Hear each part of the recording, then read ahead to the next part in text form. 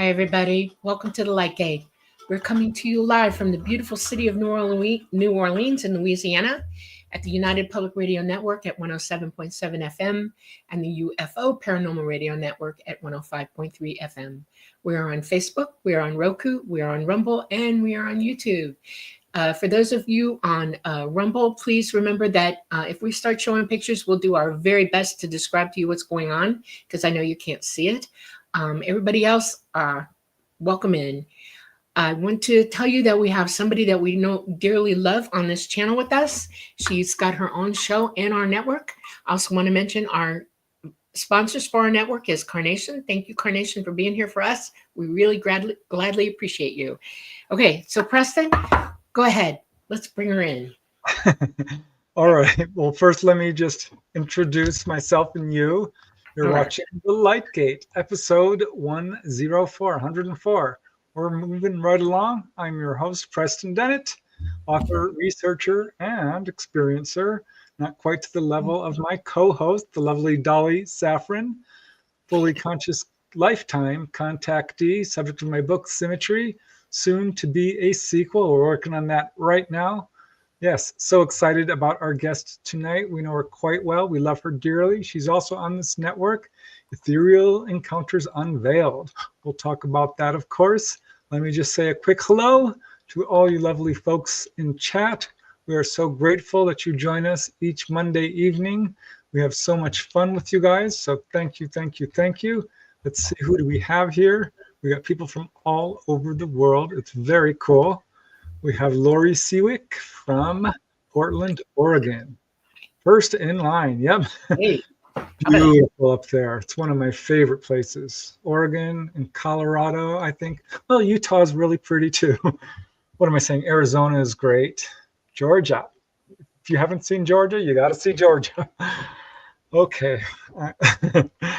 Who else we got? We have Renee Cruz. Hey. Emojis. That should be a band. Renee Cruz and the Emojis. Yes. Rest in peace, Pope Francis. Very poignant. He died the day after Easter. Wow. We have Teresa Levine. Hello. We have Scarlet Fire with some important advice. 20 years from now, you will be more disappointed by the things you didn't do. So throw off the bowline, sail away from the safe harbor, and catch the trade winds in your sails. Explore, dream, discover. Oh, Mark Twain. It sounds like something he would say. Yeah. Yep. I've heard that before. People on their deathbed have more regrets about what they didn't do than what they did. So thanks, Scarlet Fire. We have Jay Kirschman from Virginia. Hello. Peak from Vegas. Peak. Peak. Always awesome to see you here. Kaleidoscope Eyes from East Tennessee. Hello, Kaleidoscope. And Louise from New Jersey. Just wanted to share my happiness. Found out on Easter that I'm finally going to be a grandmother. Yay! Congratulations. Oh my goodness. Okay, we can call you grandma from now on. Yeah. We got Ruth Kleiber. Hi, Ruth. And we have, did I already say Jay Kirsch? Yeah, I did. Okay. Shariz Bazila. Hello, Shariz. Yeah. We got Tennesseans. My best friend was from Tennessee. Now he's from the astral planes, alas. Let's see. Tim Houston. Good morning. Good evening. Good morning. Yeah. Or good afternoon, depending on where you are. We have Chris. We have Z Sun Dragon and Heidi Gold from Boulder. Yep, Colorado. So beautiful there. Yep, been there. Yep. Okay, who else do we have? We have Olivia. Hello, Olivia. And we have the Owl Man. Hope everyone is having a good start to the week. Yep. Yes, me too. You may as well, because, if you're not having fun, you're probably doing something wrong. It's kind of my motto, as you may know. Patsy Foister says hello to us and our guests tonight. Hello. Hey, hi. Hope you're doing well. A nice big crowd here. We have International Public Radio. Hi. We have the UFO god and extraterrestrials. Hmm. Cool. International Community for Alien Research, ICAR. Very cool. Oh, very cool. Hi, guys. I know somebody there. We have Shelley Wayne. We have Brian Morgan. Wishing everyone a nice weekend holiday. Yes, happy Easter all. Yeah. We have Denise Gadreau. Good roll. Huh? That's almost the Gadreau. same Yeah. name as my niece-in-law. Is that a word? Yes. From Connecticut. Very cool. Nice. Okay. Tim Houston. God made man, but a monkey supplied the glue. Can't say I've heard that before. Okay. Susan Alloway. Oh, Susan. Hope you're Hi, doing Susan. well. We have J.R. Amadeus Schiffer. Hello. What's up, Earthlings? And the Namaste of endless generosity and goodwill. We love you, Namaste. Yes. Thank you, thank you, thank you. Many, many thank yous and tidings and blessings. Thank you. We have Carol Chen. We have White Dragon. We have Brenda Whelan. Nice big crowd today. This is awesome. Gizmo. All right, I'm out of my say hello time, so I'm going to just whiz through these last two. Corey from Merced. And we have Dana Matthews. Well, congratulations, Louise from Namaste. I'm so happy for you. I love Yes. kids. We have Prop Z from the UK. Let me see. It's been a while since I've listened to the show due to having no phone. Oh, well, I'm glad you're back. Nancy Hawk. Welcome, Carolann Iadarola. Carolann. Okay, we have Oreo. Okay, I'm sorry, Dolly. I'll get us online now. Peter, MSP, Tennessee, Kentucky, Bigfoot. Okay, we have a nice crowd. Thanks, guys. You're awesome. We love you very much. Let's get this show on the road. So, yes, first let me put up the banner so you can see how to spell our guest's name, because that last name is unique, Carolann. It's a good one. I like it. I love names. All right. Yeah, we're so excited. We love Carolann. She is our guest tonight, Carolann Iadarola. She does a lot of things. She's a researcher, a podcaster, an empath. She's done all kinds of really interesting things. We're delighted to have her. She received a BA in Media Communications and a Master's in Instructional Technologies. MED, is that what a master's is? I think so. She is the creative director and president of Sassy Townhouse Living, a lifestyle website collaborating with companies across the globe. And as she says, and I quote, "Hi, I'm Carolann, the owner and author of Sassy Townhouse Living. I'm very passionate about DIY projects, cooking, baking, makeup tutorials, decor, design, writing articles, and technology reviews. My mission statement is sharing the best of everything." But of course, that's not all she does. Carolann is also the creator and host of a YouTube channel called Ethereal Encounters Unveiled. It's awesome. Check it out. I've been a guest at least, 3 times. I know Dolly's been on it as well. She is absolutely a pro at this. And let's see, what do I have here? On Ethereal Encounters Unveiled, she collaborates with and interviews a wide range of authors and topics. After a lifetime of exploring high strangeness and living life as an empath, she embarked on a new journey with Ethereal Encounters Unveiled to share opinions, experiences, and powerful insights from authors, ufologists, psychics, and others who have stepped inside unknown universes. I like the way you put that, Carolann. Oh, yeah. She is a member and contributes live stream shows weekly on the United Public Radio Network and UFO Paranormal Radio Network, where we are right now, 105.3 and 107.7 FM, streaming from New Orleans. But regarding her podcast, again, Ethereal Encounters Unveiled, Carolann writes, and I quote, "I want to take a few minutes to explain this channel's objectives. My goal is to share riveting interviews and information with you so that you can discover the truth. Every week, I strive to interview recognized experts in their field so you can decide whether it resonates with you. and help you discover a pathway to new ideas and concepts. Step into a realm where mystery meets revelation, where the ethereal dances with the tangible, and where every moment holds the promise of awe-inspiring discovery. Carolann, you are a writer at heart. I'm bringing you in. That's wonderful. Carolann, thank you for coming. You're here. Thanks for joining us. Oh my goodness. I see so many people. Michelle, hi, everybody. I thank you. I'm so honored to be with you guys. Thank you. Yeah, well, we are too. It's absolutely a joy being on your show. You make it so easy. It's Thank so you. fun. You know, you're just a delight. So super honored and excited and delighted to Oh my goodness. have you as a guest. Thank you, Preston. Oh my goodness. I'm usually the one saying all that and asking the questions, so it's very awkward for me. You'll have to forgive me. Yeah, well, Oh my goodness. No, tables turned. You right. interviewed us, so Yes, definitely. aha. That's all I can say. Aha. Is that what's called turnabout's fair play? That's right. It is.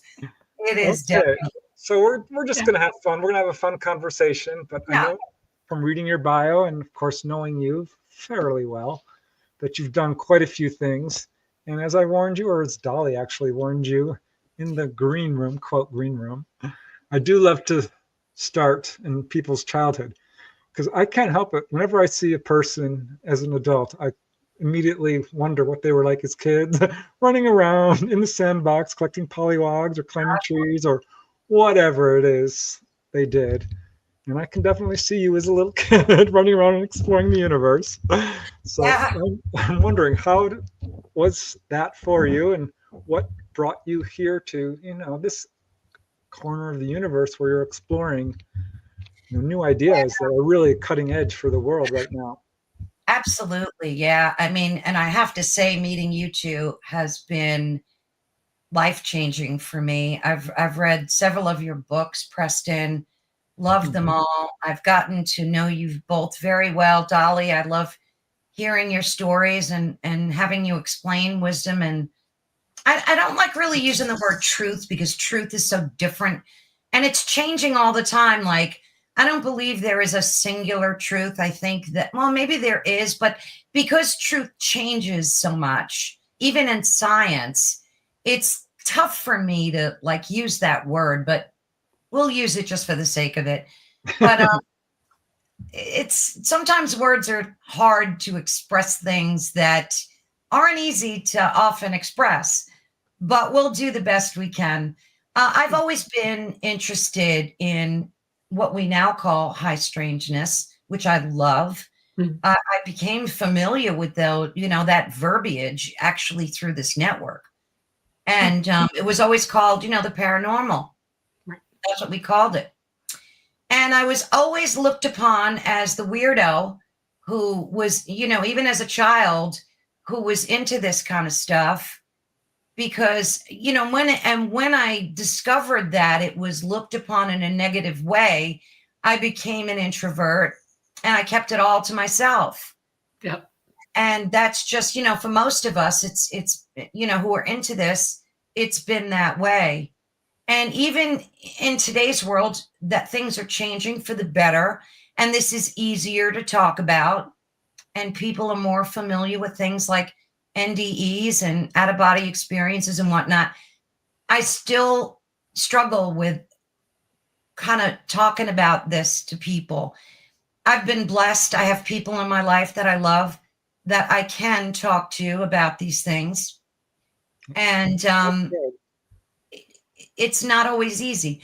Now, my husband passed away 3 years ago. He was very easy, and he knew me for 47 years. I met him when I was like 18. Wow. And yeah, and he was very open to all of it. But other than that, it's been rough, even around my kids. I mean, my daughter more so, easier, but my son, forget it. My sister, not so much. So you guys know what Yes. it's not easy. It hasn't been too easy. But not that I'm complaining, because I love every minute of it. I loved every minute, and I still do. Well, But you're part of a grand awakening, okay? You are yeah, an explorer, all right? And you have every right to do what you're doing. We're all autonomous beings. And right. a lot of people haven't caught up with that yet. But in the swimming through it all, you still got those who are on in your tribe. You know, we're all together, you know. So you're Exactly. not alone. You're not alone. And that's the most important thing to remember about it, you know. You can always make a phone call and say, "Hey, I just need to voice something today." And that's all you got to do, you know. Yeah. Yeah. And that's why I feel so blessed being a part of this network too, because it's not, I mean, I love putting the information out there and asking the important questions that need to be asked, but the people connection, finding your tribe Yeah, and connecting is just it's a blessing. It really is. it is. So there, you know, that's like now in this point in my life, and especially being an empath, like I can remember as far back as 3, 4, 5, that when somebody would walk in a room, I would immediately know how they were feeling. Yep. Not really what they were thinking, but it was more emotional based. Mhm. And I thought everybody felt that growing up. Yeah. And then, you know, you discover that that's not, I mean, there are a lot of empaths, thank God, but it's been a tough ride, as you know, Dolly. Yeah. And, it's again something that I've had to hide, and along with that, I've always been able to see auras too, and I never talk about that because people think you're insane. But Yeah. Yeah, but you're actually the sane one. That's what's so ironic. This Yeah. is how we're supposed to be. Yeah, it's not paranormal. You're normal. It's actually normal to be in that space. Everybody else is got the problems, and it's We're all flipping. insane. It's flipping now, you know. And it is a lonely journey. I admit that freely. It is a very lonely journey. Well, being empathic is very difficult in today's world, I think, because there's a lot of negativity out there. oh my word, I can't even like be in a restaurant sometimes. Like I've learned now how to shut things down when I have to, but sometimes like I'll be at dinner and I get so distracted by looking at people and just get, you know, I get like bombarded with what they're feel, and then I start thinking, oh my gosh, this one is experiencing something, and then I get so wrapped up in everybody else, and I have to like refocus myself back. And it's just so interesting how like empaths, when you can walk in and you, I'm sure you both know this, you can walk in an empty restaurant and 10 minutes later it'll be crowded, Yeah. because I think people feel that vibration from Yeah, you. they draw your energy. Yeah, And it's like a big bright light sitting in the middle of a room, and they go, "What is that?" You know? Yeah. Yeah, I have the weirdest thing. If I go into a store, people will often walk up to me thinking I work there. Yeah. They're asking me questions. Too. It's like, what? You know, I think it's because I look at people and smile, you know, and Yeah. try to spread the love a little bit. Absolutely. You want to know when I got real impressed with all of this? Because before I came out, I didn't talk to anybody about anything. Okay, I kept it all to myself, mostly. You know, just family knew, and friends, some friends. And we went to it was after MegaCon. We went to, what's it called in San Francisco? Is it UFO Con? Preston, we Yep. went to? Yeah. UFO MegaCon? Yeah. And at the end of it, we all decided to go to the Waffle House. Okay. I mean, there had to be 30 of us from the thing. We all went to the Waffle House. Now, the people at Waffle House, there were probably 3 people in the whole place running the joint. They did not expect us to walk in. And we all went in there, and boom, they were not only having to deal with all of us, but then other people started showing up. I guess they saw the parking lot, or we were all having a good time. But really impressed me was we did not give a nothing about what anybody thought about what we were doing or talking about. We were loud. Okay. And I sat in the middle of that just going, ha, ha, ha, ha, ha. The tables are turned. This is totally cool. I was having a wonderful time. I just sat there and revved it up on it, you know, like, woo, this is very, very, very cool. Yeah, that's one of the good things about being an empath is when you're in a crowd of like-minded folks. Yeah. Yes. It's like, Exactly. wow. Yeah. It brings you up to this amazing level of like unity. Right. Yeah, it definitely has positives to it. Unfortunately, I didn't really discover that until, you know, like my 40s. You know, it was mostly freaking me out because like I said, I thought most people experience that, but they don't. They don't. Most people don't. And the good thing is you learn how to put a barrier up, like a protective wall around yourself, because there's a lot of when you approach someone that's, say, fully negative or a negative person, you absorb that too. Like I would absorb that to the point Wow. where it wounds me. Oh, And not good. Like, and even if somebody yelled at me, like I'd be wounded for days. And people would, you're so sensitive. You're ultra. No, I'm not ultra sensitive. Like it wasn't that. It was the energy. Like it would do something to my energy level where it would take me like 2 days to recover from oh. that. Have you ever considered doing it a little bit differently, or walking a different way through that? Have you In ever what thought about that? Well, as an empath, as a psychic, I hear everybody thinking, and I can walk into a grocery store, and I used to, when I was younger, I did the 10,000-mile dash. I knew what I wanted. I knew exactly where it was. I would get in and get out, okay, as fast as I could, because I couldn't handle all of it. And one day I realized that my ability to charge up my abilities would push back any negative forces whatsoever. In other words, it wasn't the wall that I was putting up. I just became lighter and brighter on my own. In other words, what you see is what you get. And if you can't handle it, you better walk away from me, because I'm coming for you. And I would just walk through there with that, knowing that I was able to project out that way. And it helped me navigate. So instead of barriering, I became a navigator through that. Okay. That And makes sense. it didn't happen overnight. It took me a few tries, but I got better at it and better at it as it went along. And now people say, oh, you're so gregarious, you're so outgoing. And it's like, that's not what it is. I'm just navigating through all of y'all. And I love to talk to you, don't get me wrong, but I'm not going to let your negative energy come through to me at all. And it's not a wall. I'm just going through you. I create a giant wake of energy that will push you away if you're that negative. And I don't have it. I'm not responsible for it. You are, because if you were positive, you'd get in with me. You know what I'm Right. saying? Yeah, I think this works when you're at a party and suddenly you're like bouncing off some people, and you finally find your little group that you like. Oh, I'm in this too, and me too. There's Right. an extra, almost subconscious level of communication going on there, which I think we're attracting people and kind of Yes. And I maybe love that. That's the best part Yeah. when you meet somebody that you can connect with on that level. But it's like anything else. You have to go through it and like learn how to defend yourself and how not to be so affected by things. And like I said, even with the auras, and I didn't know as a teenager, I didn't know what they were. I just thought everybody had those colors around them. Yeah. I know. I thought it was I'm a little normal. kid thinking that. Yeah. I was like, how come you're so blue today? Or where'd the orange spots come from? dig deeper on that. When did you first start seeing colors around people? I remember really young, like under 10. And then sadly, I think as I was having these experiences and not being able to talk about them, I started experiencing anxiety attacks as a young kid.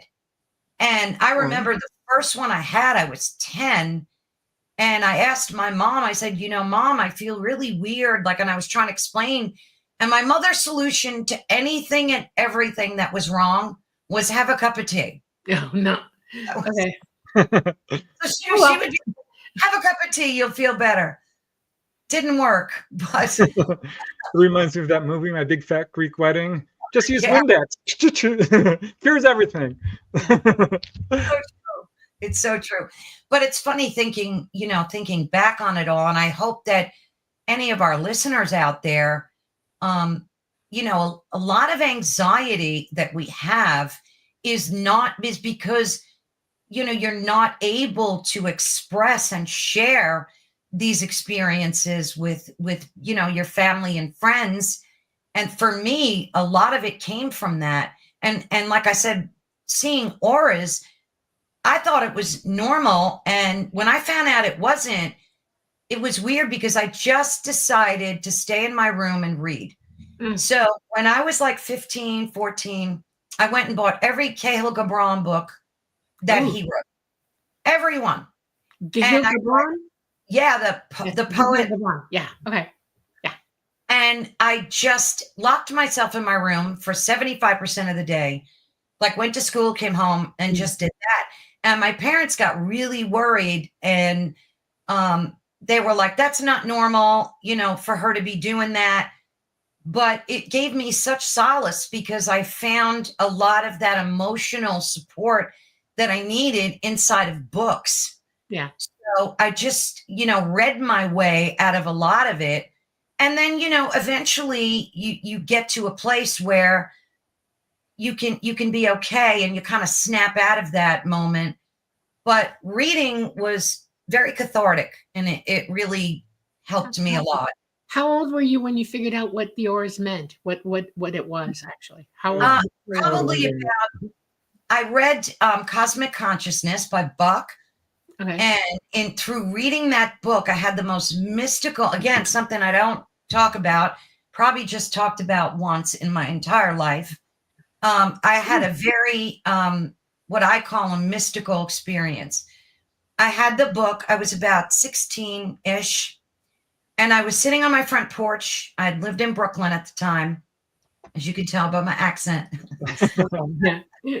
And I was probably midway through the book, and I read this one passage, and all of a sudden I feel like almost embarrassed talking about it because I never talk about this stuff, like never. We're privileged. Thank you. I felt myself leave my body while I was awake, wide awake reading. Okay. And I left, and I had this download of information come to me. And mind you, it was probably seconds long, but it felt like it lasted forever. It was just the most bizarre moment. Yeah. And when I came back, I said, what in God's name just happened to me? Like, I was absolutely clueless, never, ever experienced anything like that before. And what I kept doing was rereading the same passage to try to make it happen again. Oh my God. Wow. Do you remember the passage? But No, I don't. I still have the book. But for years, he was talking about consciousness. I remember that. And I tried rereading it over and over and over. And I got so frustrated that I just put the book away and I wouldn't pick it up for years. But then I started reading other things to replace it. But to me, it was like a mystical experience. It was wonderful. That's awesome. It felt magical, and it stays with me I don't know what fully I was given, but I really think that moment led to the rest of my interest in this topic. I think it kind of like drove me into this area of interest. And it made me what I like to look at myself as an observer. So, and I think that was a lot of the message. So I just decided to be an observer, and went to college, loved that. But then I met my husband, so I left college. Then I had kids, my 2 beautiful children. And then I decided to go back to school, like in my late 30s. And that's when I got my undergrad and my master's degree, and mostly in communications and instructional technologies, computers, stuff like that. But I just remember the most riveting message that I got from that moment was something about being an observer.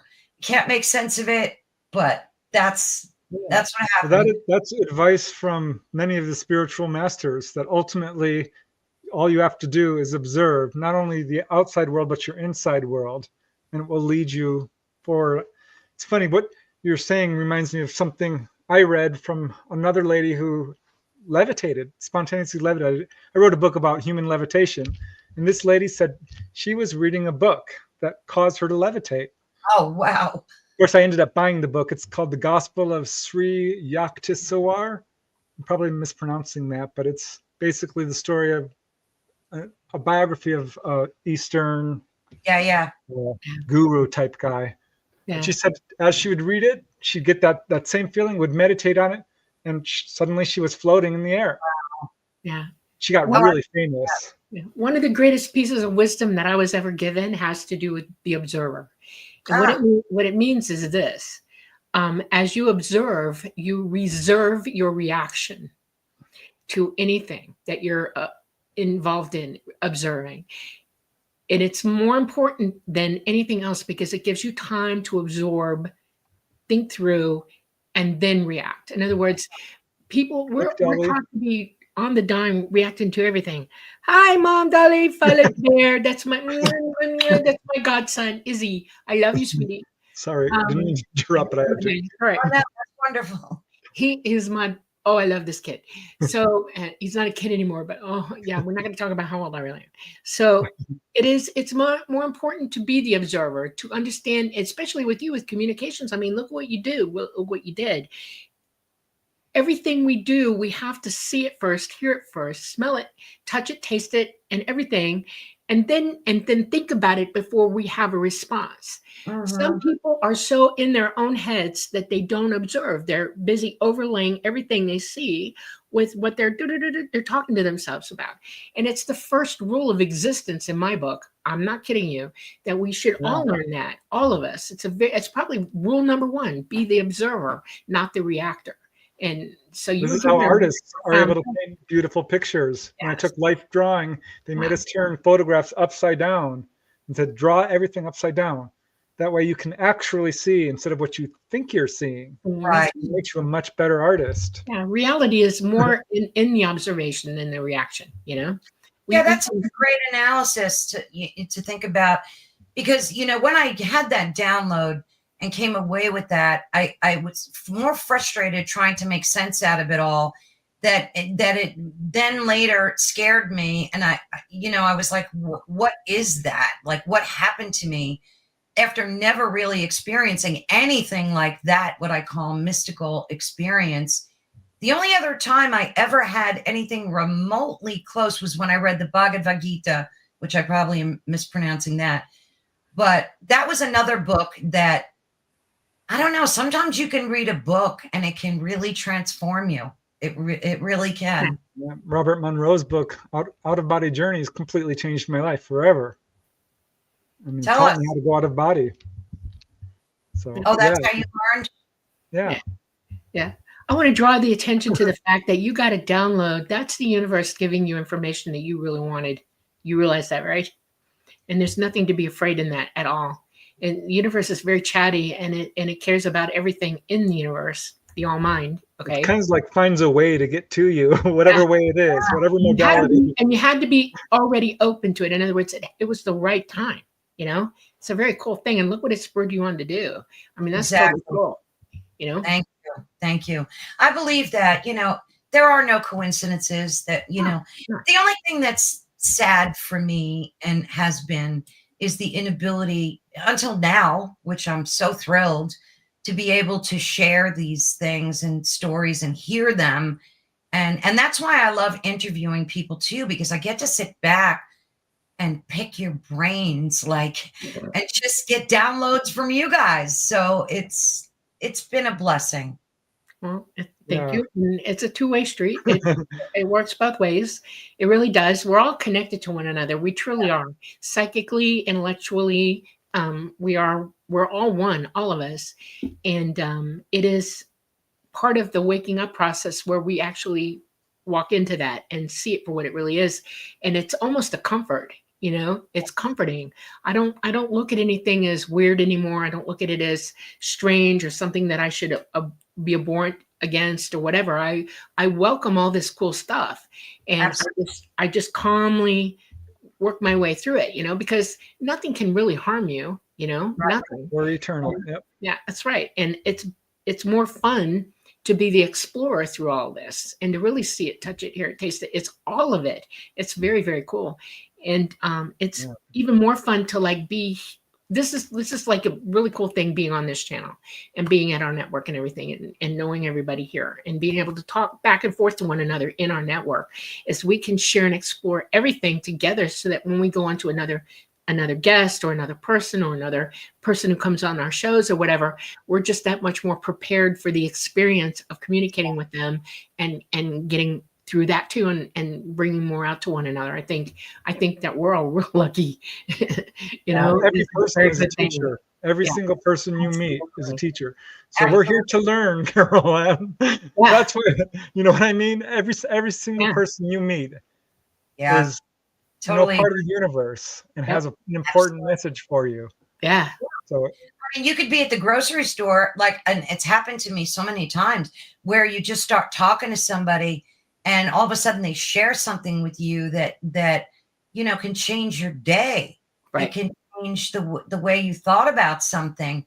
You can make a connection with someone, in 2 seconds if they're vibrating on the same plane. And I absolutely love those moments.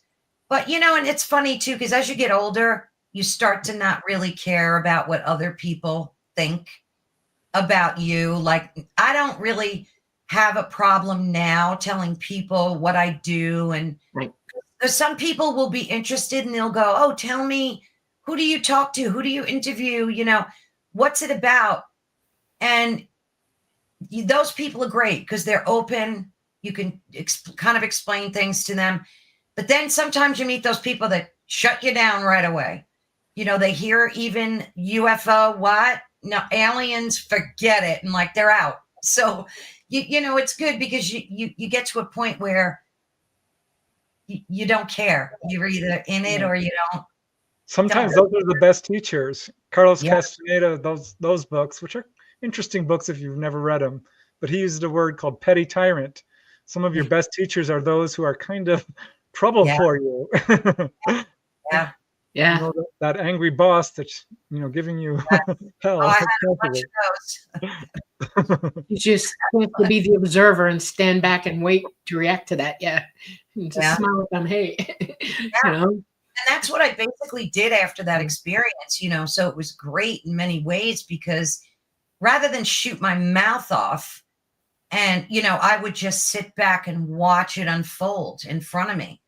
And people took that for weakness. A lot of people took that for weakness, but I felt so empowered by being able to do that.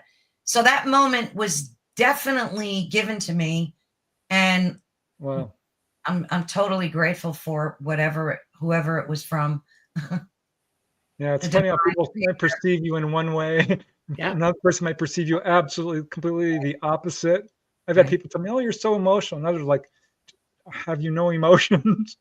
Others like, "Gosh, you're so shy." "Oh, you're so outgoing." I realized that most of what people think about you reflects more on them, actually. Absolutely. You know what I mean? They're It's your telling you belief their system. story, literally. It literally telling you their story when that happens. And Oh, yeah. So I'm curious, so you're having all kind of empathy experiences and seeing auras. What about like precognition or dreams that come true or deja vu or A lot of those. A lot of those. I think the most profound one, I mean, I had a lot, but the most profound one that I had was my daughter was about 17, 18, no cell phones back then. yeah. And she decided to take a road trip with her friends. Long story short, I went to bed and 3:00 in the morning, I jumped up out of a deep sleep and I knew something happened to her. I knew. And it ended up, and again, this is long story short, it ended up that she was in a terrible car wreck exactly at that moment at 3:00 in the morning.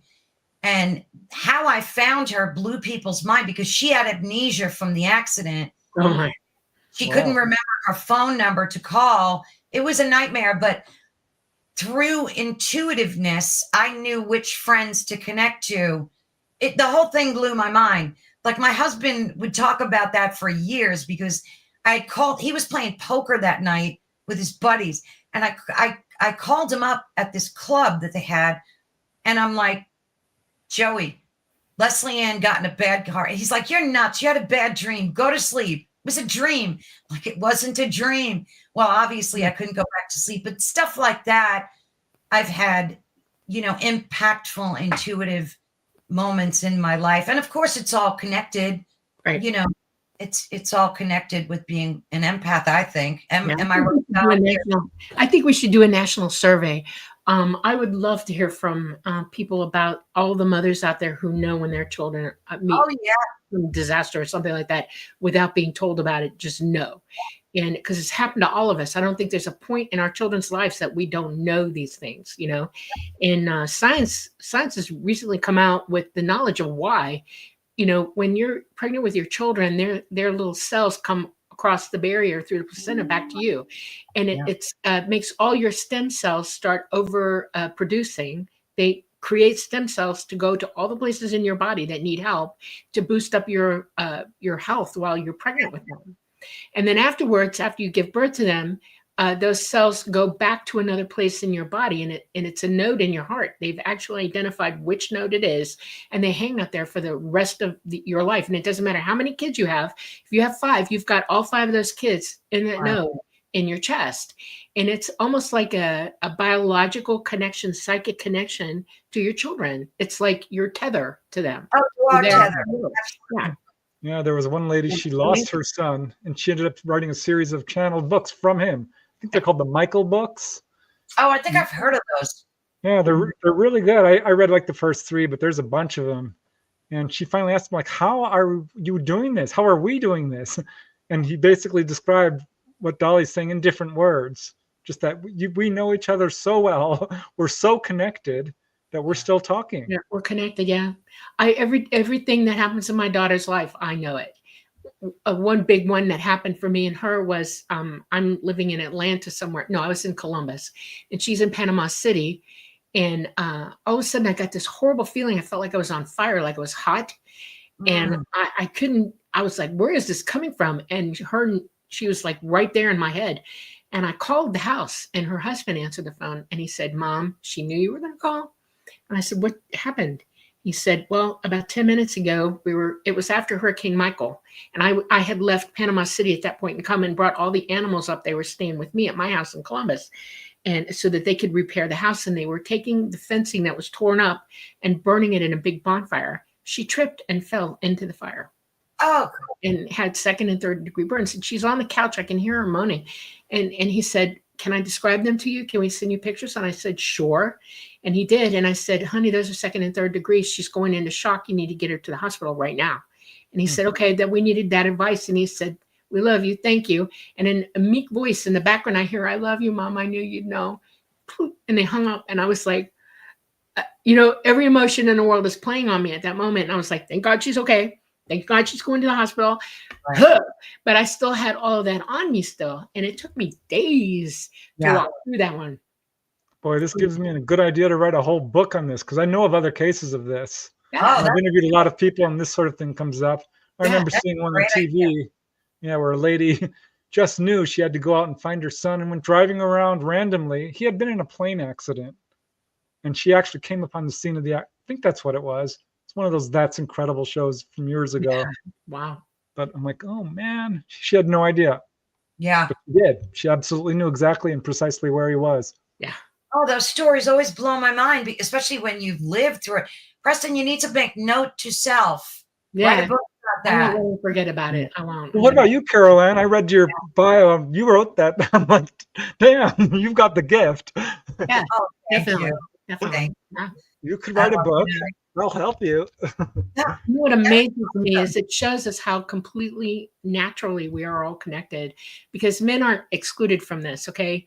Men are connected to their mothers, but men also have a psychic ability that is very unusual to me. Okay. Because they don't carry the cells, but the DNA is still talking, and their children are connected to DNA wise, and they still pick up transmissions from that. And there are just as many dads out there who know when their children are hurt as well. And you have to ask yourself, wow, the one to mom is very, very, direct line, but dad's got it too.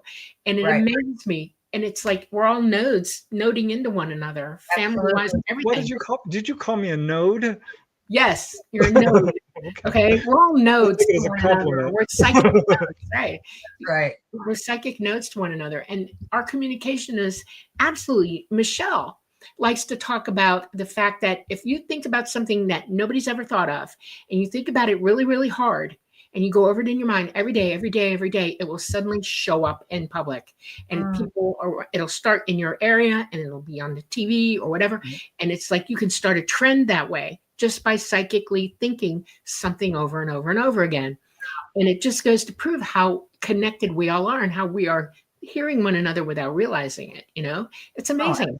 Yeah. When people say, "Oh, I wish I could be psychic like you," and hear people thinking, it's really hard for me to say this with a straight face. Well, you do, you're just not listening. That's my point. We need to listen more through this. Well, that brings me to my next question, Carolann. Having lots of experiences with empathy and being able to turn it off, what would be your advice to a person who wants to become more empathic, and what would be your advice to someone who's like, this is too much, how do I deal with this? Oh, I have a good answer for that. I was given a message a while ago to pay attention, and those two words really impacted me in a great way. After that, I've heard it several times, like and it's not like a schizophrenic kind of voice. It's like an intuitive kind of voice. I have to make that distinction. I don't hear voices.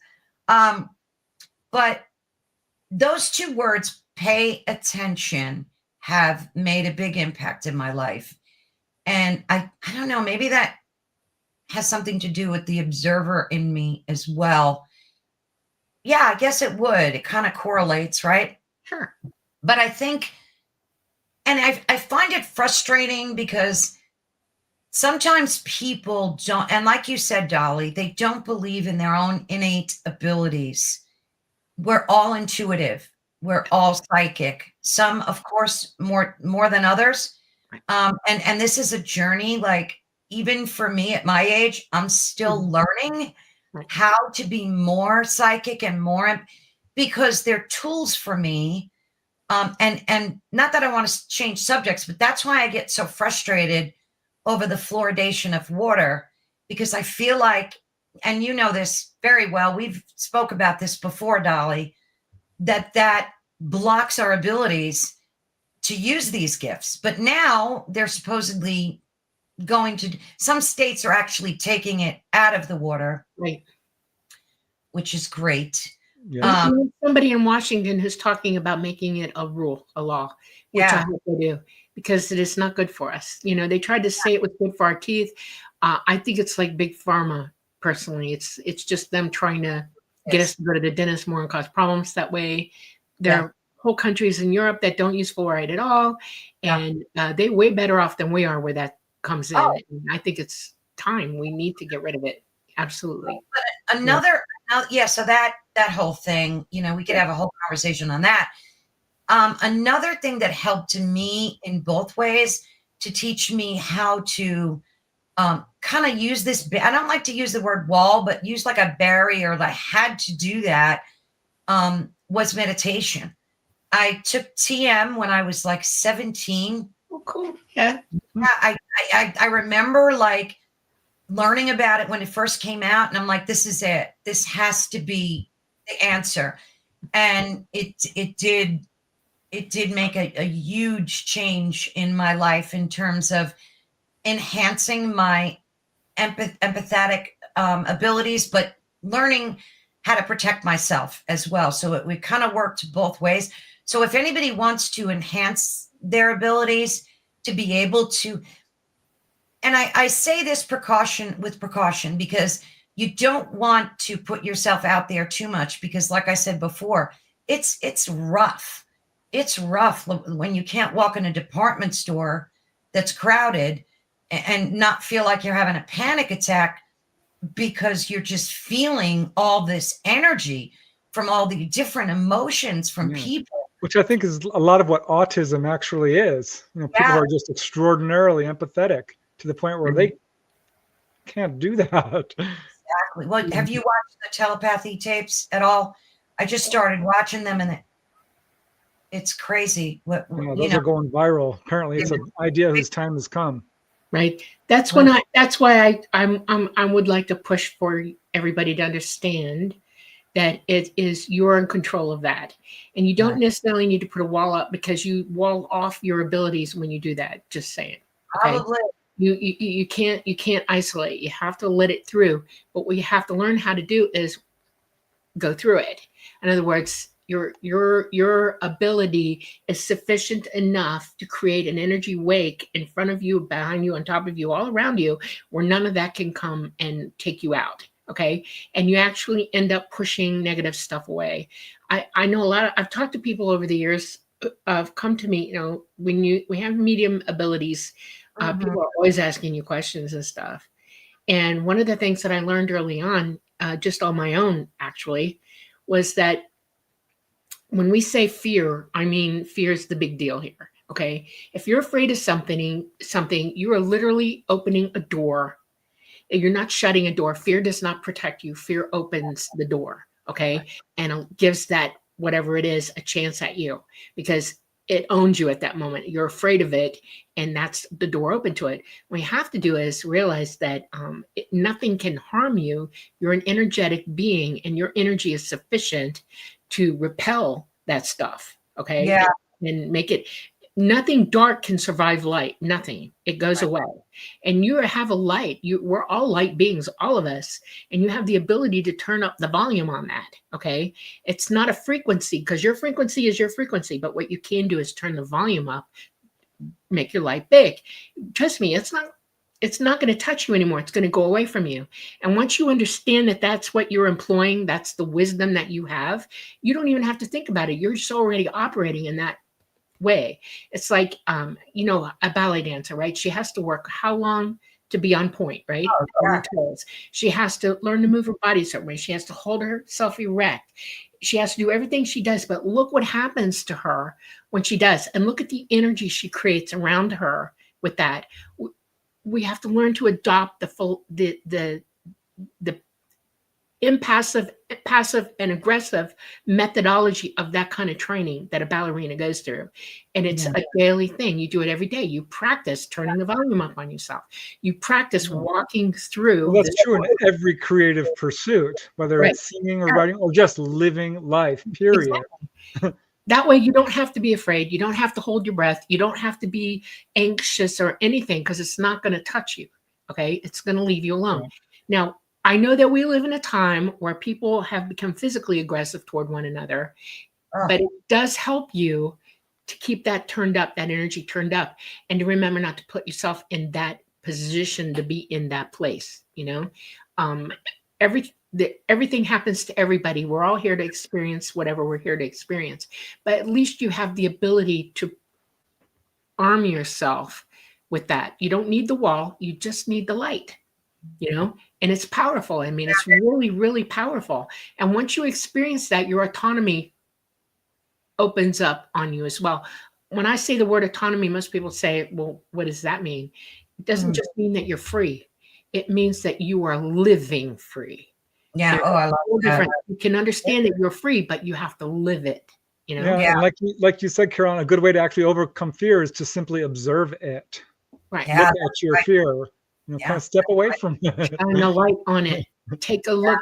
Yeah, turn the light up and look at it. Trust me, it will go, oh, sorry, bye, I see it. I don't like this. It'll Now, leave you. another interesting thing, a lot of it is like where you grew up too. And like, for instance, I was born in New York City, Mhm. raised in New York.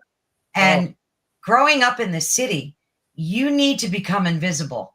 Like that's something you learn real fast. And it's Yeah. funny because even when I go to the city now, I automatically make myself invisible. I don't want to be seen by people. It's not safe. So learn how, and most New Yorkers learn that skill. And I learned it at a very young age because I was always taught, don't look at anybody in the eye, keep your head down, make yourself invisible. And, these things were impacted into me at a young age. And I used that for the same thing for protecting myself against other people's feelings and emotions. And whatever energies they were exuding, I used that same like technique to protect myself. So it kind of came in handy, really. Yeah, I learned how to do that because I wanted to stay up late and watch TV with all the adults. Right. They'd suddenly see me. They'd be like, "Have you been there the whole time?" I'm like, "What?" That's funny. Yeah. But that, and a lot of it comes, especially on the subway. He said that's so true. And I had to take the subway a lot. So yeah, you learn these, and again, it depends on where you were raised and how you grew up. There's certain skills that you learn depending on where you're at. And some of them I put to good use in other ways.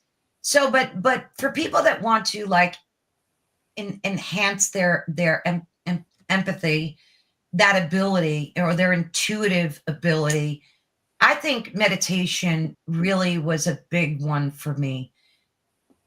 The only thing that happened to me in the beginning, I started meditating a lot, like twice a day, 20, 30 minutes a day. Then it went to 3 times a day, where like my husband was getting annoyed, like, "Are you meditating again?"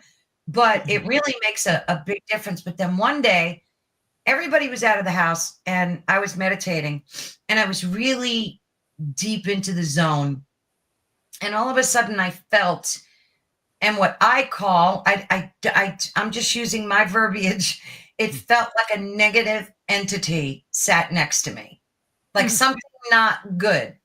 Let's put it that way. And when I felt that, it started to almost connect with me. I guess because I was in that deep meditative state. And it freaked me out so badly that I stopped meditating for like years after that. Oh, Wow. Yeah, I didn't, and I couldn't talk. Who was I going to talk to? It was like, back then, there was nobody that you could say, "Hey." actually, there was somebody you could have talked to. It was called that it right then and there on the spot. If you have a negative entity enter into with you, the very first thing out of your mouth is, "You're not welcome here. Move your ass out of my space now." That's who you talk to. You tell it to take a hike. You don't Right. act afraid of it. You immediately go after it. Do not. You are not welcome here. Leave now. That is instead of laying there in total fear and panic and then not being able to tell anybody about it because they'll think you're crazy. It's getting more out of you by you doing that. You're giving it the handshake still. Trust me, if it ever happens to you again, meditation is not the enemy. That was an enemy, and you should have said, "Hike off now." Right now, I have a big mouth now. When I need it, and I didn't have it. Now my mouth doesn't stop. But one of the good things that I learned how to do when I went back into meditating was I pictured myself in this egg of light, in this beam of light. And that worked. And ever since I started doing that, I never had that problem again. So I mean, you just did what I was telling you should do. You turn up the volume on your light. You put yourself in the light. Well, I remember the first few times I met negative entities out of body, I just went straight back into the body. I'm like, I'm not doing that. Finally, I learned how to, like, okay, I'm just going to stand my ground. Yeah. You told us a story about one when you were in an OBE, Preston, that grabbed your leg, that green slimy fingers. And what did you do? You went back, you left that level. And then no, that one, I just peeled its fingers off and went on my merry way. Right. You went on your merry way. So here's another question. I don't know why this keeps coming up in my mind, but I'm super interested in past lives. And I think most people who, have some empathy, empathetic experiences, intuitive experiences and stuff, have some idea about their own past lives. So I'm curious, Carolann, what do you think about past lives? Do you have any memories of that? What do you think you might have done in past lives? What is your whole viewpoint on past lives? Well, very interestingly, my whole life, it's like embarrassing, but it's not embarrassing. It's not embarrassing. It's hard to talk about. It's hard to talk about. I always knew, even from a young age, that I was unjustly drowned, accused of something I didn't do. And I always had that feeling as a kid. And again, because of that, it made me, another big reason made me be the observer, because I just wanted to be invisible. I didn't want to be seen. And I was like the good kid. I have a brother and sister. They would get yelled at and punished, and I was just the good kid all the time because I made myself invisible. But I felt in a past life, back decades ago, I probably as young as maybe 13, 14, I started really getting those vibes. And again, I buried it. I would never talk about, God forbid, you never talk about that stuff. But geez, my mother would have thought I was insane, put me away. But interestingly, about a month ago, no, in January, I had a quantum healing session with a dear friend, and I actually did a video on it. If you guys are interested, you really need to go watch it. It's on Ethereal Encounters Unveiled. It just aired like last week. Ooh. And Okay. I found something really amazing during that session. Because one of the things you do in those sessions is look at past lives. If that happens to come to you, it doesn't always happen, but sometimes it does. And it turned out that we found out that I was accused of witchcraft, placed in a cage, and unjustly drowned. And then around that same age that I discovered that, back as a child, I developed asthma. So like I kind of correlated the two, not being able to breathe, being drowned, like that kind of thing. Yeah. Well, I have a dumb question. Do you swim? Oh, yeah. You love to swim? You love the water? I don't do it enough, but I used to love to swim. I mean, every summer, that's what we did. We, Okay. swam. Wow. Yeah. Well, there's lots of cases of past lives being tied to physical illnesses, and Yeah. people who recover a past life and the illness or whatever it is goes Exactly. away. So I think there's definitely something That was to one of that. the hopes that we had for the session, for the quantum healing with Candace Craw Goldman. She's fantastic, by the way. She did a session for hours, and that was one of the things that kind of freed me in a way, because I always felt like, hate using the word victim again, but I felt victimized by having asthma, and having to take medicine for it and stuff like that. And that session kind of freed me from that. So I don't look at myself as like a victim anymore. I think it was just encoded in my DNA now. I really believe that from a past life. Yeah, it can happen. Yeah. And one of the things that amazes me is karma has a lot to do with how we what things that come to us and what we go through on this life. And victimization is one of the top three, I think. Yeah. And we come back over and over again to relearn or reissue ourselves that lesson so that we finally walk away from it. Because everything we do has a reaction. There's either an equal or opposite reaction to everything that we do, say, think, all of it, even thinking. Okay. And it's amazing when you go back into your past lives. I've talked to lots of people, and I'm real interested in like who you were. Did you get anything out of that life besides the fact that you were drowned? Because most people go right to the end incident, and that's what's affecting them the most. But they don't want to slide into who you were before that. What was going on in your life before that? Oh yeah, I had a lot of stuff prior. I mean, yeah. Aside from that session I had, my when I was about, gosh, I was married, my kids were young, and I met a bunch of pagans. Mm-hmm. They were wonderful people. They, I just connected to them. They weren't like, I don't think they called themselves witches. They just called themselves pagans. And as soon as I started having an interest in talking to these people, where I lived in Brooklyn, in the neighborhood, I was chastised immediately for even going in their bookstore. And that's how I met them. They owned a bookstore. And they were into candles and incense and all that wonderful stuff. And herbs. And they were teaching me a lot about a lot. And people in my neighborhood started like You can't be hanging out with them. Don't go in that store anymore. So, it had a negative connotation for me my whole life. And again, made me just kind of be invisible. And sadly, back then, I mean, it's so different now. And thank God it's different. It's so different now. Yeah. It's a good thing that everything that came before is already done with. You can't walk back into that. It's over. Right. Now you're bringing forward to you right this very second of our existence, like us right now, is all of your experiences and how you feel about them and how you're pushing through them or learning from them or not learning from them. It's everything is all today right now.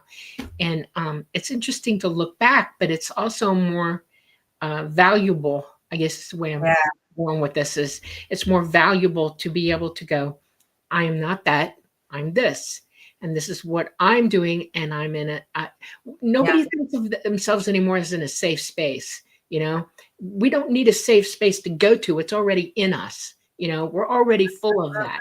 You're perfectly safe in your own skin. Okay. You are. And people don't think that way. And we need to get to that. I think that's number 2 in the karmic thing, is being able to be who you really are, and everybody's got opinions. Everybody's trying to tell us stuff. And it's like, excuse me, I do not value that opinion. I don't tell it to them. I just say, I do not value that opinion. Okay. It's an opinion. It isn't life. It doesn't mean anything to me. I don't value it.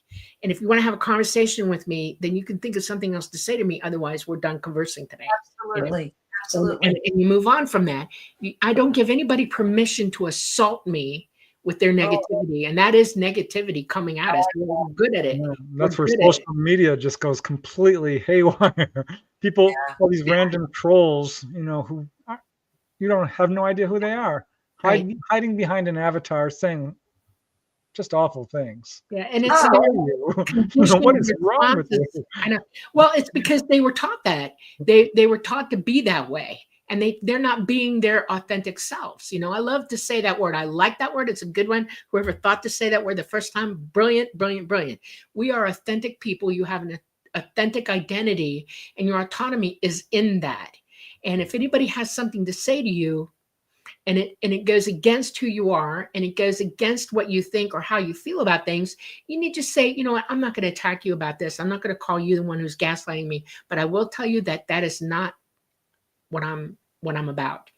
And I'm still in control of myself and what I'm doing with my life. Thank you very much. And move on, and Absolutely. and it's some people get real upset and won't talk to you for weeks, but it's like it's on them. If you've got nothing better to do than worry what I'm doing, you got another thing coming. You need to go worry about yourself. That's my last line to people like that. I just say, I'm not the one here who's having issues. You are. You need to go look at yourself and look at what you're doing, what you're saying to you, because you're blurbing it all over everybody else like you have some authority over it, and you don't. We are not. You have no authority over me. None. I'm living my life. I promise that I won't hurt you. I promise I won't step on your head, or I won't, make your boss think you're an idiot, those kinds of things.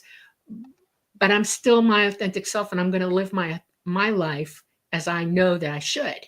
And if we all did that, if we paid attention to what's wrong with us from our point of view, from us knowing that we need to fix things for ourselves, and not listen to what everybody else is telling us wrong, because they're wrong. They don't know you. They couldn't possibly. This is what the movers and shakers in society do. They have confidence in their own selves, their own, knowledge. Right. This is how people change the world. Right. Absolutely. One other good thing about being an empath is we love big. We love big. So, like, if I love you, you better watch out, because I'm all in. I'm all in. Yeah. I said that right before you said it. I caught it.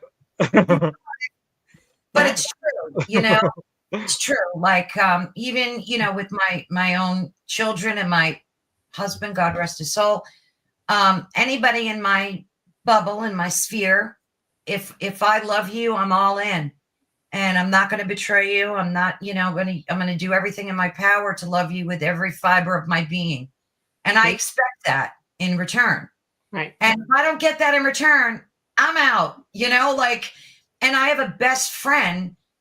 Like, I don't need 10 best friends. Like, I have one best friend for 35 years and I love her dearly.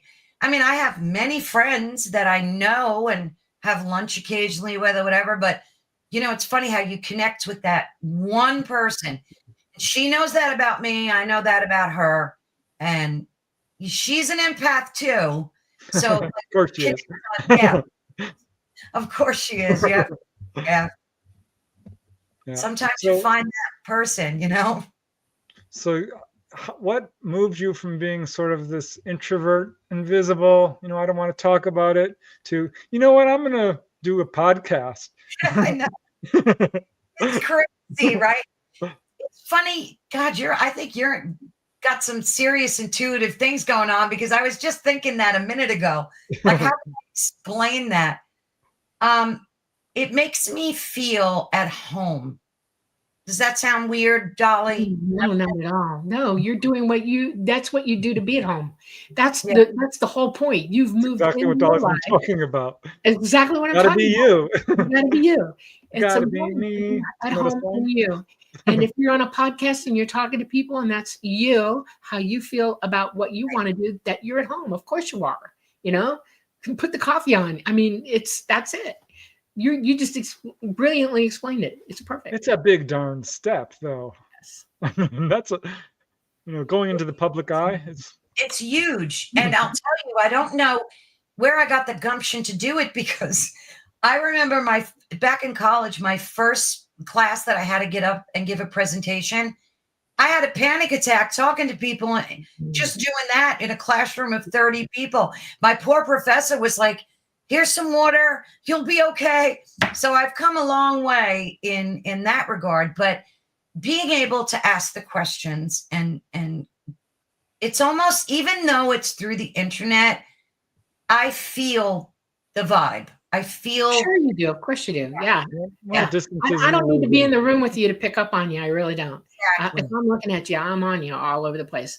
Right. What's also cool is that knowledge is everything. And when we have guests, we look up things, we interview them prior to them coming on. In other words, we read up about them, we look at stuff they've done, anything they've written. You want to know who you're talking to before you get to them, so that you don't sit there going, how can I have a conversation with you? Right. And it also gives you a chance to vet who you want on also. In other words, we're looking for people to interview, no doubt. And a lot of people come and say, well, we'd love to, be on your show and tell our story. And that's good too.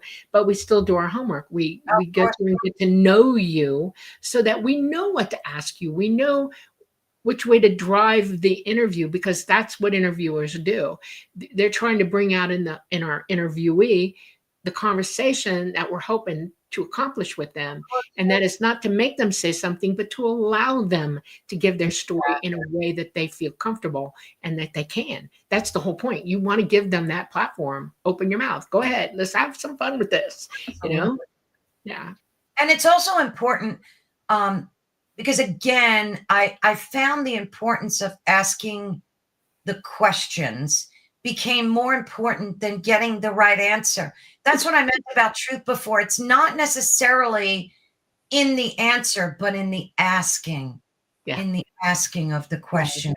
Because then you open up this whole dialogue. Yes. You got, even now, you got this whole conversation going. The energy's flowing. And that's what it's about for me. So people make me laugh. They go, oh, you must make a lot of money on YouTube. If I could buy $100 at the end of the month, I'm doing good. So it's not about money. Trust me. You have to get millions of views to make any serious coin, and people don't understand that. So, when people donate, like I see your lovely people donating here and there, that means the world. Right. Yes. And people don't realize that, because we're spending hours, like the amount of research that I do. Like next week, folks, this week, I'm interviewing Nick Pope. So please Join Ethereal Encounters Unveiled. And I have to It'll plug. be a good one. I'm Yeah. going to be in the chat room. I bet you Michelle is too. Yeah, It's like, yeah, it's going to be a party in there because this is Yes. a big thing for you Plug- and for everybody. definitely plug. What time is the show? It's 5 to 7 All right. And is it Yeah. what day? Eastern Standard Time, Thursday. Thursdays. All Yeah. right. I'm going to blast it all over my social media too. So if I didn't start doing that already, but yeah, because I love Nick Pope. I think he's such an authority on this subject, of, gosh, Dolly, your life story, basically, UAPs, UFOs. And I'm sure a lot of what they say you don't agree with as well. And I'm sure 90% of it, but it's just interesting to start the conversation and get, Yeah. It's not that I disagree with them. I understand. You want to hear something phantasmagorical to me, where everybody's concerned? If you tell me something, I'm going to think about why you said it. Okay. And I'm going to try to ascertain in my mind where you were when this came to you like this. How did this knowledge get to you? And follow the dots, follow the trail to where it is. You can't fault people for repeating or saying things in their journey in life. It's their experience. Not all experiences are live and in person. Some of them come to you from other people. And so I watch how information flows is what I'm trying to say, Yeah. And Once again, you learn from everybody. Yeah. Whatever they say, you're learning from them. Right. Absolutely. And it's taught me a lot, literally taught me a lot, because I now have a wider understanding of why people say what they say. It's not that I'm telling you, it's not because of anything other than whether they're right or wrong. It has to do with the path they took to get to that information, Absolutely. And one of the things, and I'm going to bring this up because you brought it up earlier, there is truth, okay? But truth is subjective. Yes. All right. But what there is data, knowledge, empirically, and not all knowledge is perfect. It's almost imperfect when you're first learning knowledge or data, because it's like, the old onion story, there's layers to everything, and you can't really understand something until you see or understand the entire picture that you're looking at. You're going from 2D to 3D to 4D to 5D, all the way up to 12D. Okay. Knowledge is that way.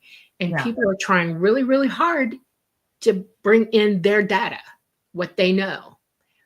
Whether it's empirical or not, it's up to us to discern and decipher. And that's my point empirically. I say, when I say something, please do not take what I say as gospel.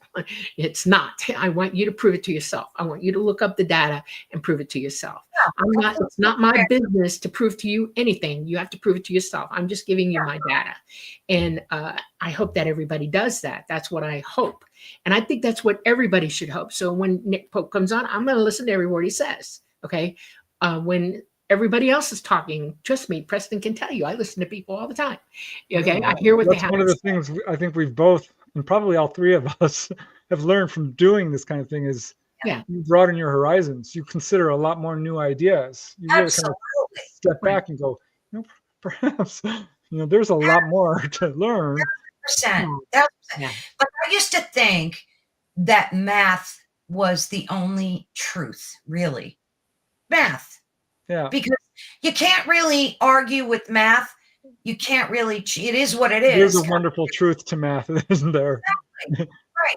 You got the Fibonacci code and the whole, it just is. It's part of nature. It's who we are. It's embedded in our DNA. You can break down the entire universe just about. Absolutely. Except maybe emotions. I don't know if you can. But you have to be able to speak emotions. the language. That's the point. Right. And not everybody understands the language at the same point, at the same time. There are different levels of understanding, even in math, because you go from one level of math to another, to another, to another. And now they're into quantum. They know they're starting to see things in the quantum ranges and stuff like that. And not everybody's up on that. They're all trying to get there. And people don't realize that there's something even beyond that. Okay. It's language. And we have to learn to speak that language. And to do that, we have to consider not letting other things take our focus away from our communication with one another. That's the important thing. And that's like you took in school, I find fascinating because you're a communicator. You took communication, and you of all people know that we don't say things that are understood by everybody because everybody's thinking something while you're talking. They don't Yeah. hear every single word you say exactly, and they're going to overlay it with what's going on in their heads. It's imperfect communication when we're talking to one another. Even here, I have people come back all the time and ask me the same things multiple times because they really didn't get it the first time. And I say, go back and watch it again. Listen to what I said before and then ask me later. Right. Try to hear what I said then, and then we'll communicate about it after. We have to understand that this is the business of education. This is the business of becoming wise. This is the business of understanding and utilizing all our abilities at the same time so that communicating with one another becomes empirical and we all hear the same data at the same time and can communicate it back and forth to one another. Okay. Yeah. That's the most important part of this. That's what's difficult about this. We have whole societies on this planet who have been pushed away from that, and we all need to teach each other and ourselves to walk back toward it. Absolutely. Like I was taught the scientific method was everything, and I remember when string theory came out, and it was all about string theory. Right now they're debunking string theory, and it's all about quantum physics, and that's great. And so, science is constantly evolving and changing. Right. We're all learning together. This is our big pool to learn. That's right. Absolutely. I love that. That's brilliant. So we haven't even brought up UFOs. So I know, well, this is a subject, of course, dear to Have you seen one ever? Or, have you had any experience? I have not. I have seen lights in the sky that were questionable. And it's such a source of contention. Like I know, Dolly, you told me, speak to them and they will come. Like that movie, right? If they will hear you, what's that movie? You say it. Field of Dreams. Right. If you build it, they will come. And they will come. Yeah. Yeah. Ask and you shall receive. I'm building it. Yeah, knocking it shall be opened up into. You know what? You don't even need ET, honest to gosh. You don't need ET, especially don't need ET to get your answers because like you learned, like we talked about earlier, the universe is an all mind. It's very chatty. And if you just want something, it will give it to you in a download. That's because it's all mind. It's thinking constantly all the time and it can talk to us. We just got to shut up and listen. Okay. Yeah. And it's amazing to me what you can learn just by doing that, And if you see lights in the sky, those could be UFOs. You might just be a little, I think some people are just want a little bit, something that's not ambiguous. Yeah. Because when I started seeing lights in the sky, I'm like, no, it's not a UFO. That's a light in the sky. Yeah. I wanted it. I know. Yeah, I have not. Right now, that, though. Yeah. Let me tell you, I'm right near the drone because I'm about I could walk to New Jersey, wow. So I'm right near the drone where all that drone stuff. So we got an influx of the drone sightings here. So I was constantly going outside taking videos. I saw some drones, and I know the difference between a drone and lights that look a little peculiar, that are not drones. So, but I mean, even with the drones, the government's saying that they're releasing the drone, that they're governmental drones. I don't believe that necessarily, but I don't know what they are, but they're still out there and they'll still, I still see them at night. They're still flying around. I don't believe the government when they say anything on this subject. No. Unfortunately, because that's their own fault. They've lied too much. Yeah. Well, they've sitting on knowledge that they should have shared with everybody already in all aspects of it. I mean, it's not just about ET. It's about everything. It's everything that they've said and done and what they already know and what they've developed. They're not talking to us. Yeah. And that's travesty. That's a huge Even travesty. corporations are not truthful because, that might cost them their bottom dollar, bottom line. See, that's avarice talking. Yeah, oligarchy. Yeah, you want to talk about an oligarchy? There you go. Yeah, that's exactly correct. He who owns knowledge rules the planet. That's how they think. How long have you been doing Ethereal Encounters Unveiled? And what's your favorite guest? Oh well, or some of them, or one of them. My favorite guest, and I'm not just saying this because I'm here, but it's you and Dolly. Like, Stop. let's get real. It's definitely you two. I mean, I love interviewing Michelle. Yeah, Love she's really One of amazing. my isn't she? favorite people on the planet. Yes. She's up there with you, like neck and neck with you guys.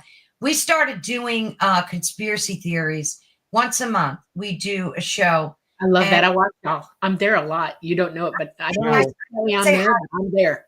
Yeah. No, love you guys that are unfiltered. It's amazing to watch. It's like, okay, let's just let it hang out. Let's bring this up. great. I have so much fun doing them. We're getting part 3 ready. So I absolutely adore Michelle is to me a godsend. Meeting her, connecting with her, and aside from you two, of course. But yeah, so I've had a lot of I love interviewing Peter Pangione, NDE. Oh, cool. Yeah. I was enthralled for the whole 2 hours, sitting there like this, just listening Yeah. to him about his NDE. I love talking about NDEs. My favorite topic is definitely like UFO, UAP stuff. I love that's like my all-time love. Love that. So that's why I'm so mad they won't invite me aboard their ship. Take me away. You may have been on board. It's just not, you'll Yeah, remember at some I point. don't remember it, right? Yeah. Although, Dolly, if you don't mind me saying this, Dolly did come to me one night because I heard her. I asked Dolly, I said, please come and visit me like at night. And the house is nice and quiet. Didn't happen for like 2-3 weeks. Then all of a sudden I'm in bed and I hear Carolann, and it was your voice. Like Yeah. you have a distinctive voice, Yeah. Dolly. I know. I knew it was you. It And I drives me jumped crazy, and I but yeah. went, Dolly. Like, I said, if anybody saw me, they'd think I was nuts. But We that had was a great. conversation right afterwards. Yeah, admitted it to you. That's right. I look for moments when I tell you I'm going to come and see you. I will show up right away. Okay, but I have the ability to know when you're going to be more receptive to it when you're open. I don't impede on anything that you OBE or you're working on. That's not my place to do. And even though, like, I could conscript a time with you, but then that doesn't always work either because I have a life too. And sometimes things happen that I have to pay attention to. So I look for the opportunity. And it took about 2 weeks to get there. And I realized that you were there, you were lucid, you could have heard me. And I went for it at that moment. I was like, okay, she hears me, I can talk. And that was Carolann. Carolann. And I know I wasn't dreaming. I know I heard your voice. It was distinct as could be. So that was totally awesome. Thank you for that. But now, like when I've been doing this for such a long time, way before I became part of the network, I would go out at night and just talk and say, hey, I'm here, I'm open, I'm willing to see you, I'm willing to listen. Nothing, crickets. So now I just I walk my dog at night and I'll go like, hey guys, I won't make that much of an effort. I will acknowledge them and hope for the best. And that's all I could do.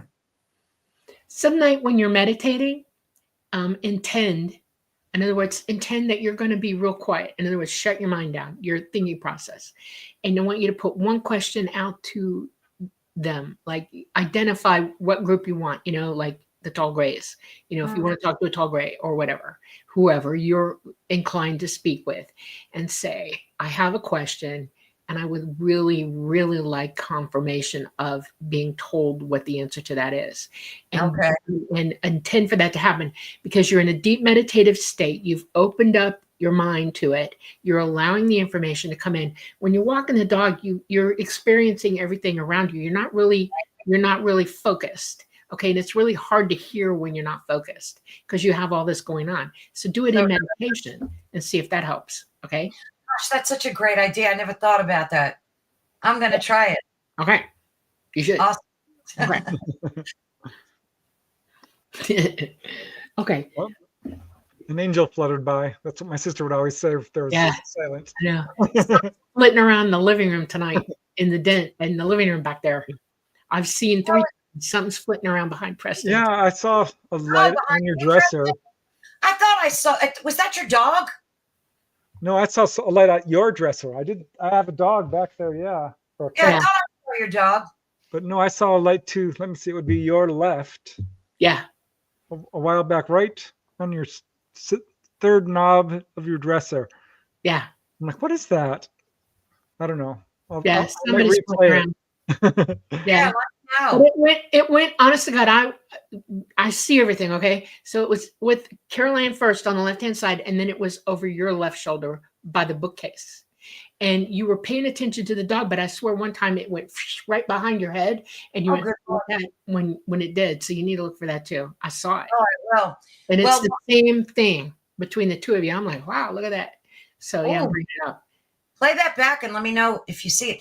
One night I was interviewing a psychic, and Kelly and Shelbourne, Sherry Ann. Oh God, these names, Kelly Ann, Sherry Ann, terrible names. God forgive me.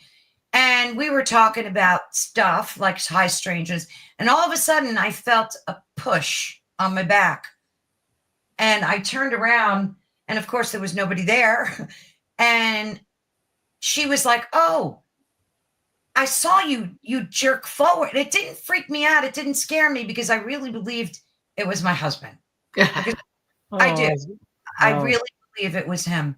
So I didn't get freaked out. So I've had a lot of stuff like that happen in my life, but not like UFO stuff. Like both of you have had like crazy encounters. I hate to say it, but I'm envious of them. But maybe someday. Yeah. I'm keeping the hope out there. You got your day's coming, okay? Everybody's day is coming. Honestly, it is just normal for me in this lifetime. That's all. You know. It's normal. I'm swimming in it all the time. I've always been swimming in it. But everybody has that ability. Everybody has that time coming for them. You know. I suspect that we kind of choose our lifetimes and what we want to achieve in each lifetime. Yeah. It might not necessarily involve what we call, quote, the paranormal. Yeah. And some people, they're just coming down to be an athlete or whatever, or to garden, or to raise kids, or to write that math formula. Right. Yeah. Or invent the toilet. Thank God for Thomas Crapper. Oh, he changed the world. Lord, that's his name. Well, we believe too that I believe that we choose our parents too. And it's part of the learned lesson that we need to experience. But sometimes it's rough. And death doesn't scare me anymore. It just doesn't. I'm not frightened of it or anything, because I know what to expect. I really do. The dying process kind of freaks me out a little bit. Exactly. It's how you're going to die. Yeah. I wish that we would do something for ourselves. We all have big families, okay? And if somebody's passing in your family, instead of passively standing back from it, enjoying it into it with the people who are closest to it. In other words, in our family, we tend to all assemble for it. That's our way. We've always done that. And it's like a party going on while the person is going through that. And a couple of times I was with someone who was isolated. That was hard, okay? Because they're experiencing walking through, okay? That's how I look at that. You're walking through. Nothing bad is happening to you. It's all good. And they're experiencing things that they didn't experience in their lifetime. It's all opening up to them, and they're like, whoa. Wow. And it would be more fun for the people, and I'm saying fun or what's the word? Quantifying for those to go through it too, because then you learn, you watch it happen and you go, oh, no big deal. But it's better for the person who's walking through that you support them through it. We're all supported during birth. We have help. Some people have parties going on in the birth room with mothers, so half the family's there, That's a huge welcoming. Well, they're being welcomed too, and we could be part of that process. And I wish humanity would start seeing that it's not It used mysterious. to be much more Wow. that way, until kind of the dissolution of the family during the industrial age and everything True. changed. Yeah, So too many true. people had too many rules about too many things. Yeah. Yeah. It's like, But here, let me see. We got only a couple, no real questions, except here's one from Peak, which she asked right from the beginning.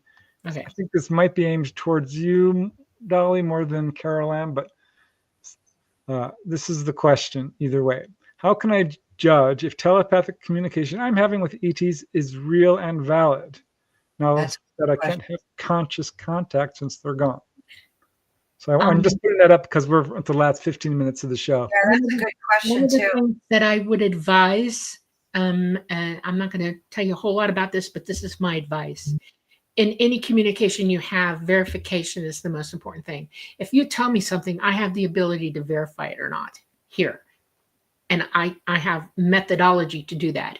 When you're having a communication with ET, verify what they say to you, find the validity of it, because they're not going to impart things to you that are unverifiable. They will verify something to you. And that's what you need to do. That's how you prove to yourself this is a real thing. You don't go on faith, you go or belief, you go on empirical data. I'll give you, for instance, when I was 14, I put a real big one out there. Okay. I decided that I needed to know something and I was determined to find out what it was. Okay. And I didn't need mama or Talata for this one. It was right out there into the general public of ETs. And I knew somebody would answer me and I was waiting for it. And I got the answer. I got a download. Oh my God, I got a download. It took me a week to sort through it. It was scientific. I had to go to my physics teacher about it and put it forth to my physics teacher and said, is this possible? Okay. And the look I got was, oh my God, they're doing this. I went, really? And he's like, yes. And he showed me evidence of it and showed me how to go find out for myself. And I was like, this is fantastic, because what he described to me in the download was exactly what we're working on at the time. And this is all the way back in 1974. Okay. Wow. And I went, okay. So, because every now and then you have to prove to yourself that you're not slap out of your mind. Okay. When I'm in communication with Talata, I know it's real. Okay. It's so real. It's unbelievably real. Okay. Well, you have practice too. I mean, Yeah. Yeah. Mama's the same way. But I have other ETs sometimes come at me and I'm like, I will vet them. I'm not kidding you, because you don't know who's shooting you information from where. ET Right. doesn't wear a sign that says I'm the real deal. You have to understand what they're saying to you and vet it for yourself, because there's plenty of stuff on this planet that's aiming stuff at you that's not okay. And you have to learn to be discerning about it and ferret out the truth of it. Yeah. Great Talk about conspiracies, Yeah. some of these psychotronic technologies. Oh my gosh, it's so bad. Our crazy. thoughts are not our own anymore. You know, it's Well, scary. they are your own, but now you're being invaded. With, yeah, And that's most people know really that. scary. It's real. It's real weaponization of that the government's using. You know, to. Did you see that video? I forget if it was what country it was. I don't want to. No, it wasn't Cuba. Good Lord, I forgot. But there was a massive crowd of protesters, and thousands of them. And then all of a sudden they shot this energy weapon into the crowd. You couldn't hear a thing, but all the people's bodies just, and it's on video, you could see it, just dispersed. Like you could see in the video that something was being thrusted. I have to find the video because it's crazy. Was it in this country? No, it was like, I want to say it was like, wasn't Cuba. I haven't heard this. You think it's a real video? Video. Oh yeah, it's totally real. It's totally legit. I'll send it to you, Preston and Dolly. Okay. It's legit. It was a weapon they used to disperse the crowd. Who did they say the weapon was being operated by? They never admitted to it. Because this reporter went to this government. I wish it'll come to me. Can I tell you a secret? I want you to understand something, because if you have a real heavy foundation in science and understand energy and stuff like that, the very first thing that I thought when you told me this is that malarkey is disinformation. Because anything that could physically affect anybody, mentally or whatever, is a high energy field. And it would have either A, burnt them, made people have heart attacks or burst aneurysms. They could have fallen down in dead faints, or it would have started seizures all over the place. You don't shoot that kind of energy into a crowd of people. And Maybe only it's expect a them to sound be hurt. weapon, a high frequency sound or something. But I think they Then said they it would have heard it. Everybody would have had a headache from it instantly. They would have been trying to do wasn't this. AI, the video. It was not AI generated. It was legit. I don't believe any of it. I think it's misinformation and disinformation. Okay, that Well, would have caused every It's best to channel look on at the the video planet. before we, Yeah. then- I'll show it. because Yeah. there was that whole Havana thing going on. Remember that? The microwave transmission thing where Yeah. people were, Which that, apparently was legit. I mean, that Oh, did yeah. happen. yeah, but people were burned by that. They were physically, wretchedly experiencing Damaged. They all were kinds of damaged. Yeah. damage. And that's what I'm going back to saying, that if you shoot an energy beam down at anybody, there's going to be that kind of an effect. Not just people running from it. You're going to see people falling down, having seizures, having aneurysms, heart attacks, you name it. That's malarkey. I don't believe it. There's not a psychotronic anything that you can do that with. And that's my experience with ET as well. They don't even have anything like that. That's crazy. Okay. It's that's a fear mongering kind of thing. It could be propaganda. Absolutely. Yeah. Well, we'll let you look at it. I mean, it looked so real. It looks so Yeah, well, they can make everything look so real now. I know. Yeah. Yep. Whoever did a good job. Somebody asked a really good question. I just saw it, Preston, that a report that Trump said we have weapons that if you scroll up. Here it is. Trump's recent comments about having technology that surpasses distance, time and space. I've heard this. I don't know any real details on it. You want to know you want to know something? If they're talking like that, they better start admitting that they back engineered stuff, okay? Because it's directly tied to that, okay? And I wonder if this president's going to actually try to do that or not. I don't know. I think a lot of the presidents have really wanted to. Carter was like gung ho, and then no, I don't know what they did. Probably threatened. I suspect a lot of these people who really want to come forward are thwarted in some way or another. Yeah. I did read I'm going to admit something. I did read the transcript from that. And at one point he used the verbiage engineered, back engineered. It was like, and when you hear it, it was very quick. He said it very quickly. And I thought, oh, well, this is interesting. That's why it makes me think he's going to openly admit that we are back engineering stuff.